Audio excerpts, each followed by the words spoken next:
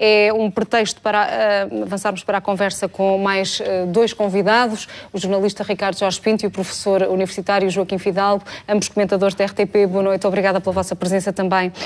Ricardo, estando confirmado que foi apenas uma pessoa a desencadear este ataque, tendo sido levantado o nível de alerta, tendo os transportes públicos já retomado a circulação, compreendes ou consegues ensaiar algumas explicações para tantas horas depois, só tantas horas depois, começarmos a perceber o que é que possa ter acontecido?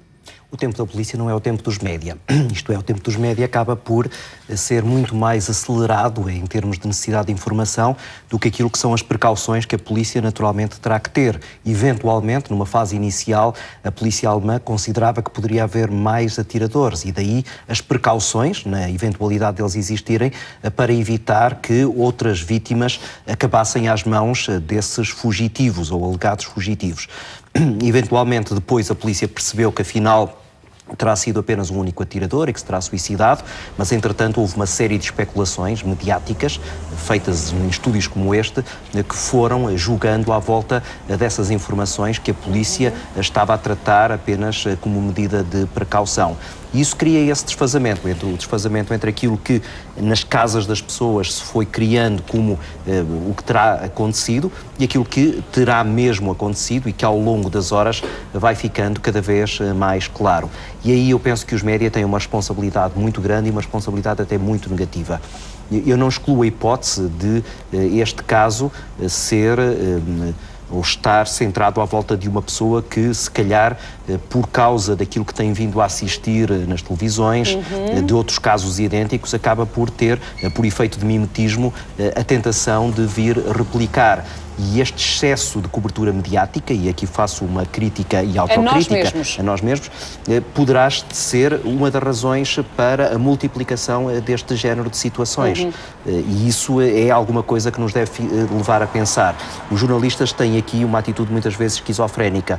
Evitam, por exemplo, falar de suicídios, evitam falar de casos... Mas depois dão cobertura a este tipo de coisas durante largas horas. Horas e horas a falar sobre estes assuntos, de forma até que me parece até cansativa para os próprios espectadores, levando depois aqueles que são mentalmente mais instáveis a acharem que está aqui os seus 15 minutos de fama. Claro. E isso pode ser extremamente perigoso. Ricardo, tu consegues antecipar algumas mudanças que possam vir a ser postas em prática ao nível da segurança em função desse Conselho Federal de Segurança que vai reunir este sábado em Berlim, por chamada da própria Angela Merkel, sendo que os próprios ministros que estavam de férias foram também convocados para regressarem ao trabalho e acompanharem a situação? O que é que Merkel pode estar a querer fazer ou a tentar fazer, ou o que é que ela poderá fazer? Estes são sempre momentos muito perigosos, sobretudo para os políticos, que ficam um pouco na dúvida sobre como atuar. Se nada fazem e se eventualmente surge um outro ataque, eles são imediatamente responsabilizados por não terem feito nada, mas pode correr-se muito facilmente o risco de se exagerar nas medidas de precaução. Isto é preciso deixar muito claro, e ainda agora foi dito aqui muito bem, estamos aqui perante fenómenos de terrorismos com várias faces. Não estamos perante uma situação de guerra. Numa situação de guerra é natural que os Estados tomem determinadas precauções, até porque essa tipologia de organização de caráter militar está bem tipificada. No caso do terrorismo não há, na verdade, nenhuma medida eficaz para nos protegermos dela. E, bem pelo contrário, sempre que há medidas cautelares contra fenómenos de terrorismo, basicamente estamos apenas a dar vitória aos terroristas. Porque, essencialmente, isso é isso que eles querem. O que eles querem é provocar terror de tal maneira que, a certa altura, as sociedades se fechem, as pessoas não saiam de casa, o controle nas fronteiras seja muito acentuado, a movimentação das pessoas nas ruas fique controlado. Isso é a vitória sempre dos terroristas. O que é que isso acaba por ter de eficácia? Muito provavelmente muito pouco. Porque estes ataques, já se percebeu, tanto podem surgir com alguém que tem uma arma nas mãos, como alguém que conduz um caminhão a alta velocidade pelas ruas de uma cidade. E, portanto, não há nenhuma maneira, a não ser que nos fechemos todos em casa e que construamos muros à volta dos nossos lares, de nos protegermos contra estes atos de terrorismo. Agora, é verdade que os políticos, e isso percebeu-se, por exemplo, nos Estados Unidos, depois do ataque do 11 de setembro de 2001, têm muito essa tendência para criar imediatamente mecanismos de proteção que acabam por cercear aquilo que são os direitos individuais em regimes democráticos e livres. O terrorismo é muito eficaz nestes regimes porque eles são exatamente livres. E essa liberdade que eu acho que nós, antes de mais, deveríamos proteger.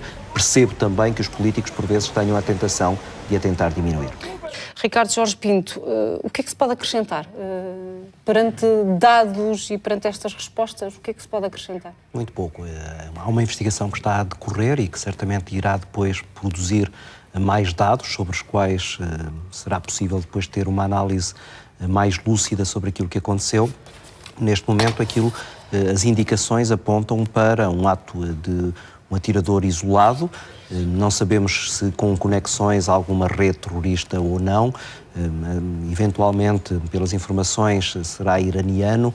Um germano-iraniano, corrigindo a informação que eu própria transmiti, não é um iraniano, é um germano-iraniano. E isso, do ponto de vista político, pode ajudar-nos a compreender melhor estes fenómenos. Isto mostra como não serve de nada estar a criar muros à volta dos países, porque muitas vezes o risco está lá dentro.